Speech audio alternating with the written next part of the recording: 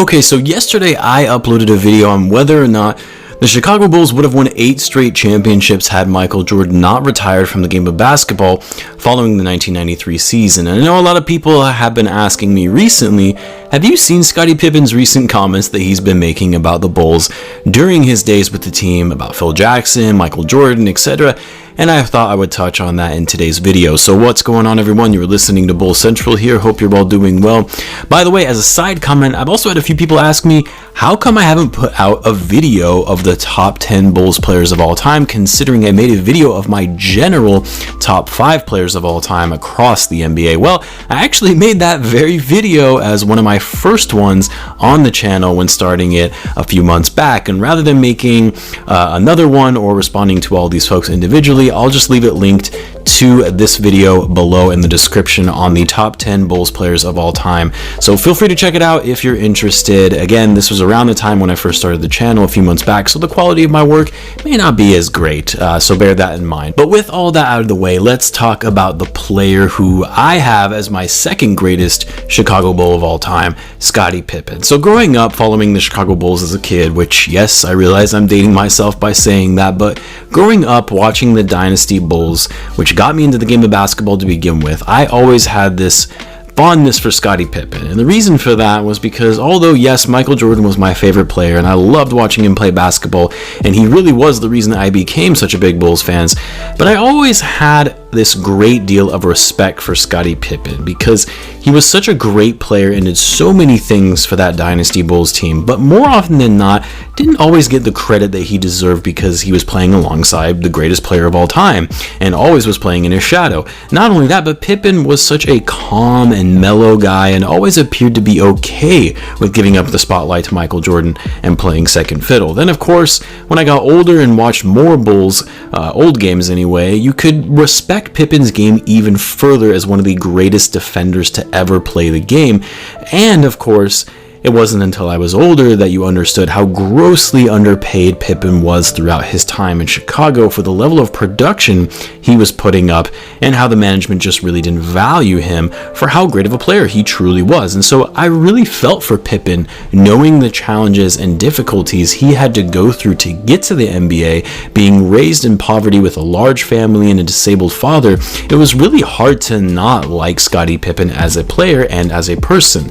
Now fast forward most recently, and you likely saw that Scottie Pippen released his recent book Unguarded, which actually isn't available yet. It won't be released to the public until November 16th, but from the pre-publication copies and those who have had the opportunity to read advanced release copies, some of the details have come out, and that he's not said the best of things about the Bulls organization, not really putting them into good light, which really isn't that surprising given he's always had a bit of a rift in the front office and the owners during his time with the team. But not only that, he had some choice words towards Michael Jordan and Phil Jackson, which I think most would find a bit more surprising, because you would assume that the three of those guys got along very well, especially Michael Jordan and Pippen, who always had such a close friendship. Now, we'll learn more of what that book entails when it's finally released, but after it was announced that he wrote this book, there have been more and more strange, somewhat outlandish comments coming from Scottie Pippen that really just make you scratch your head. First it started with some Twitter back and forth between him and Stephen A. Smith when Pippen was saying that LeBron had won a title without any help or any other star player, and when Stephen A. probed him which title he was referring to, he said 2016. Well, we all know that that was the title run where the Cavs defeated the 73-9 Warriors after coming back from a 3-1 deficit. And yes, LeBron James was the superstar and the number one option on that title team, but they also had a fully healthy Kyrie Irving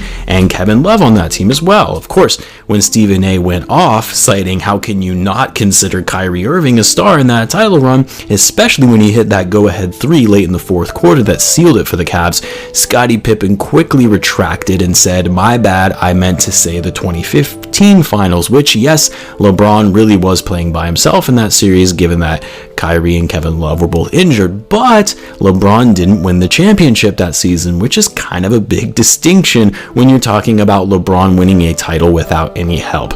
At first, you're like, okay, honest mistake, although it just seems more like he's backpedaling at this point.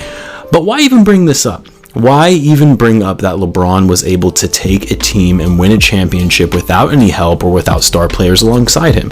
Is this his way of implying that Jordan wasn't as great as LeBron because Jordan always needed Pippen, another star, and obviously in all the title runs that the Bulls ever went through, Scottie Pippen was alongside Michael Jordan in every single championship title?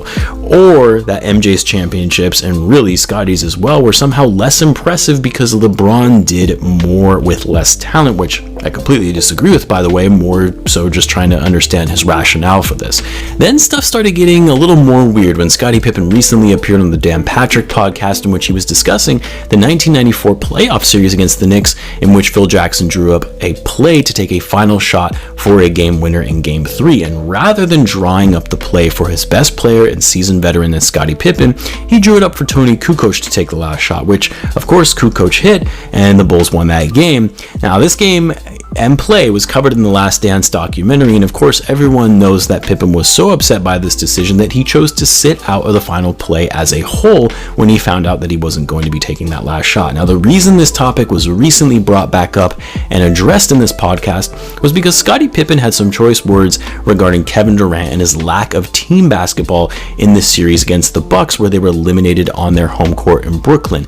And you had KD respond with this tweet about Pippen refusing to go into his own game for the last second shot because he was in his feelings. So that's what sparked this topic to be addressed yet again. And when Dan Patrick asked Scottie about it on his show, this is what he had to say.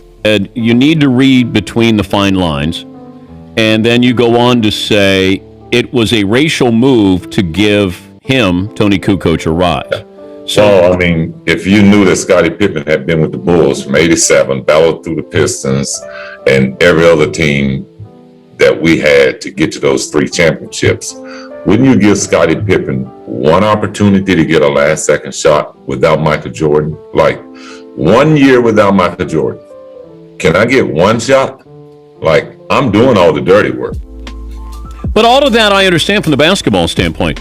But when you say a racial move, well, why would Tony, who was a rookie, get the last second shot and you put me out of bounds? That's what I mean, racial. Like, that was Scottie Pippen's team. But Scottie Phil Pippen then was but, on pace to be an MVP that year, right? Yeah. Okay. Well, why would you put him in a position not to be successful? Why wouldn't you put him in a position to succeed? Michael Jordan is not there. So who's next in line for you? But have you talked to Phil about this? Because by saying a racial move, then you're calling Phil a racist. I don't got a problem with that. Do you think Phil was or is? Oh, yeah. I mean, do you remember Phil Jackson left the Lakers, wrote a book on Kobe Bryant, and then came back and coached him? I mean, who would do that? You name someone in professional sports that would do that. You know? I think he tried to expose Kobe in a way that he shouldn't have. You're the head coach, and you're the guy that sits in the locker room and tells the players, this is a circle, and everything stays within the circle, because that's what team is about, not to be successful. Why wouldn't you put him in a position to succeed? Michael Jordan is not there, so who's next in line for you?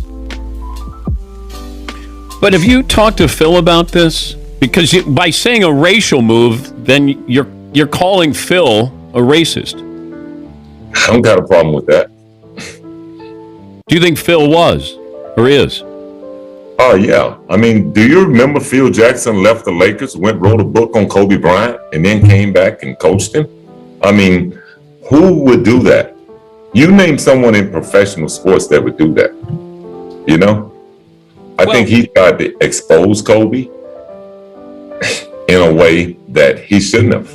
You're the head coach, and you're the guy that sits in the locker room and tells the players, this is a circle, and everything stays within the circle, because that's what team is about. So you can tell Scottie is still pretty bitter nearly 27 years later of Phil Jackson's decision of giving the final shot to Kukoc over Pippen to this day, to the point that he's gone as far to say that this decision was racially motivated and that Jackson is racist. His longtime coach, the man he won 6 championships with, is racist. Now, I'm not going to sit here and debate whether Jackson is in fact racist or not, because obviously I don't know everything that went on behind the scenes with these teams during those years, conversations that were had, comments that were made, but this just seems like a bit of a stretch. I mean, if you listen to the way that he's talking, referring to himself in the third person, his logic and rationale for why Phil was a racist, talking about writing a book on Kobe Bryant and then going to coach for him, which wasn't accurate, by the way, he just seems off and isn't really making a ton of sense. Now, like Dan Patrick, I don't disagree with his sentiments on the matter, in that instance anyway. Pippen was definitely deserved to take that last shot given everything he had done for that franchise and was the team's best player at the time over a rookie in Tony Kukoc. But the bitterness with which he speaks and the grudges for which he clearly holds against Phil Jackson and Michael Jordan and the manner of which he has been lashing out like this recently are a bit concerning, to say the least. Like, we've always known Scottie Pippen to be a cool, calm, and collected guy, very methodical in his interviews. I mean, even in his interviews in The Last Dance, he was a very charismatic and insightful guy in the way that he spoke. And I feel like we've been seeing a completely different Scottie Pippen recently, one who's becoming completely off base, a little delusional, and honestly is just losing his credibility and respect as one of the greatest players of all time. Yes, I firmly believe Scottie Pippen is a top 20 player of all time. I even made a video about that around the time I started the channel. So honestly, all of these recent comments and behavior from Scottie Pippen kind of saddens me, because I do really wonder if something else is going on. Like, you almost have to think, is Scottie okay? And guys, I really don't mean that in an insensitive way, like, okay, clearly the man has lost it and let's just chalk it up to he's crazy. But the guy recently lost his eldest son unexpectedly at the age of 33, and on top of that, his wife just recently filed for divorce after 19 years of marriage. This was after reports of infidelity in which she cheated on him multiple times, and police reports of domestic violence leading up to the divorce filing. So the guy is going through a lot right now. I mean, being a father myself, I cannot even imagine losing a child. A parent should never have to outlive their kid. And going through that, what appears to be a pretty heated divorce as well, that's going to have an effect on anyone mentally. So I'm not going to say, well, Scottie Pippen is clearly crazy because he called Phil racist, because again, we don't actually know what went on behind the scenes in those years on the Bulls. And we should never just mitigate and chalk it up to a person being crazy for making claims that someone's racist when we don't know the full story. But more importantly, something just doesn't seem right with Scottie. The Phil being racist comments aside, he just seems a little off, very out of character of him to be so vocal and stirring up all this drama. And maybe the guy is just hurting. Maybe he's going through some rough times emotionally right now. And if that is actually the case, I really hope that he's getting the help and support that he needs rather than just taking it out on his former teammates and coaches. Again, I don't mean for this to come off insensitive, and I really do apologize if I have. I mean, anybody who's going through the emotional trauma of losing a child and going through a very challenging time with a spouse is incredibly difficult.